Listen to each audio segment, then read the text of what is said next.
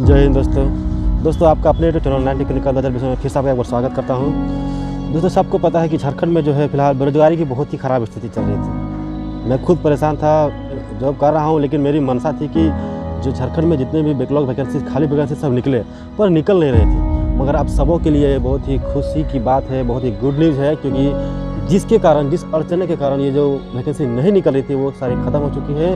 झारखंड में जो नियमावली को लेकर जो बातें चल रही थी कि झारखंड जब तक नियोजन नीति के लिए नियमावली नहीं बनेगी कोई वैकेंसी नहीं निकलेगा, तो वो सारे खत्म हो चुके हैं दोस्तों। अब जो बहुत ही जल्दी सारे वैकेंसी आएंगे। तो ये जो नया नियोजन नीति बना है उसमें क्या क्या कुछ संशोधन किया गया, क्या क्या चेंजिंग किया गया, इससे क्या फ़ायदे होंगे, किसको नुकसान होंगे, वो सारे दोस्तों मैं इस वीडियो में आपको बताने वाला हूँ। इसलिए वीडियो को पूरा देखें, स्किप ना करें।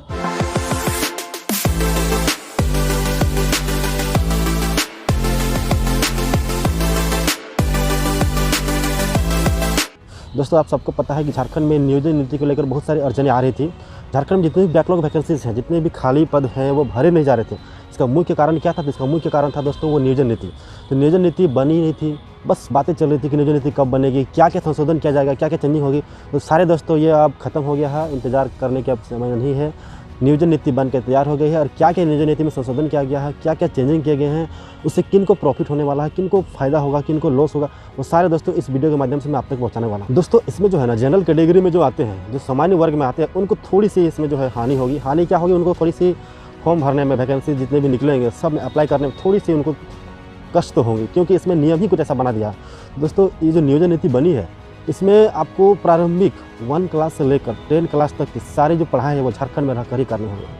आप यदि ये सोच रहे हैं कि यदि मैं जनरल कैटेगरी से हूँ और मैं झारखंड का पूर्ण निवासी हूँ, मेरे पास रेसिडेंशियल है, लेकिन फिर भी आप पढ़ाई झारखंड में नहीं किए हैं, आप 10th पढ़ाई 12th के एग्ज़ाम बाहर से किए हैं, अदरवाइज़ अब पहले तो यही बातें चल रही थी कि 10th और 12th के एग्ज़ाम दोस्तों सिर्फ झारखंड में पास होंगे तो आप अप्लाई कर सकते हैं। लेकिन अब ऐसा बना दिया है नियम कि आपको 1 क्लास से लेकर 10 क्लास तक की सारी पढ़ाई, यदि आपको माध्यमिक मैट्रिक लेवल से फॉर्म भरना है, तो इंटर लेवल से फॉर्म भरना है, तो 1 क्लास से लेकर 12th क्लास तक की सारी पढ़ाई आपको यहीं से करनी होगी।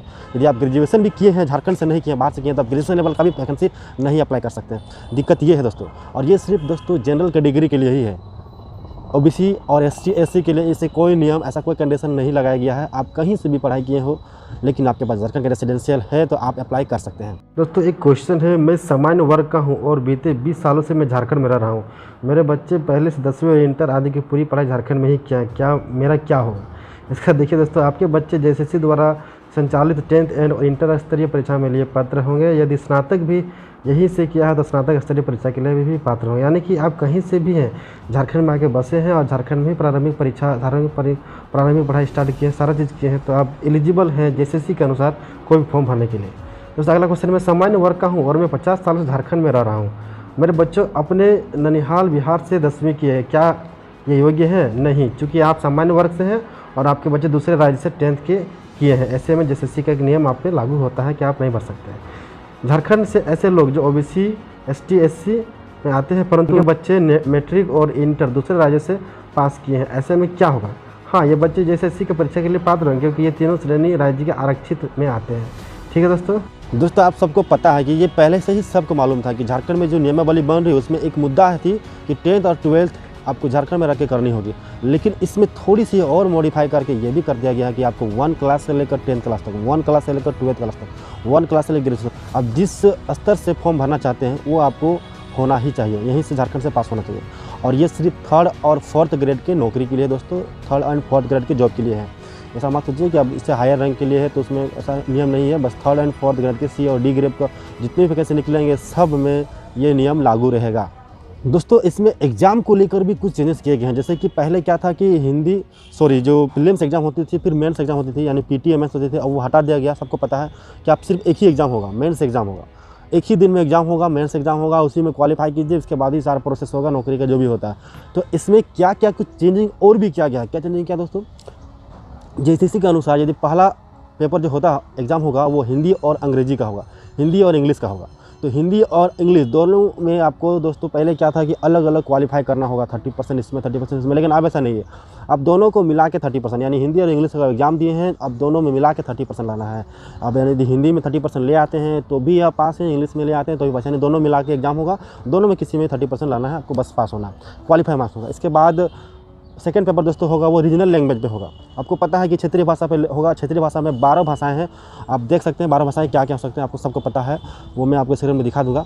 और इन्हीं 12 भाषाओं में से किसी एक भाषा को आपको चयनित करना है, उसमें भी आपको पास होना है। इसमें 30% मिनिमम लाना। हालांकि ये भाषा जो होगी इस पर आपको मेरिट बनेगी।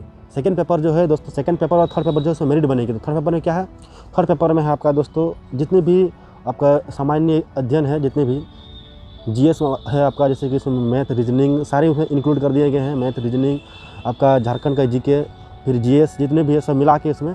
तो सेकेंड और थर्ड पेपर दोस्तों आपको जो है ना वो मेरिट बनेगी। लेकिन फर्स्ट पेपर जो है वो मस्ट है, आपको क्वालिफाई करना ही पड़ेगा, तभी जाके आपका सेकेंड थर्ड का मेरिट जुटेगा। तो इसमें दोस्तों कुछ ऐसे ही चेंजिंग किए गए हैं। हालांकि कुछ ज़्यादा हेर पैदा नहीं किया गया है, थोड़ी सी इसमें कष्ट होंगे, लेकिन जो झारखंड के मूलतः निवासी हैं, झारखंड में अगर पढ़ाई किए हैं उनका कोई दिक्कत नहीं होगा, उनके लिए कोई दुविधा नहीं होगी दोस्तों। बस झारखंड से बाहर जरा जो पढ़ाई किए हैं, सामान्य वर्ग के जो हैं उनको दिक्कत होंगे दोस्तों। आपको इसमें लगता है कि कुछ चेंजेस किए गए हैं वो कुछ ज़्यादा ही कुछ अलग हैं या फिर कुछ मिस्टेक्स हैं इस चेंजेस में, आप लोग कमेंट करके ज़रूर बताएं कि इसमें क्या दिक्कतें हो सकती हैं या फिर इसमें कुछ चेंजेस करने की ज़रूरत पड़ सकती है क्या, ज़रूर बताएं दोस्तों। और दोस्तों आप लोग से एक विनती निवेदन है कि यदि हमारे चैनल पर आप नए हैं तो हमारे चैनल को सब्सक्राइब जरूर कर दें और बेल आइकन को प्रेस कर दें। जय हिंद।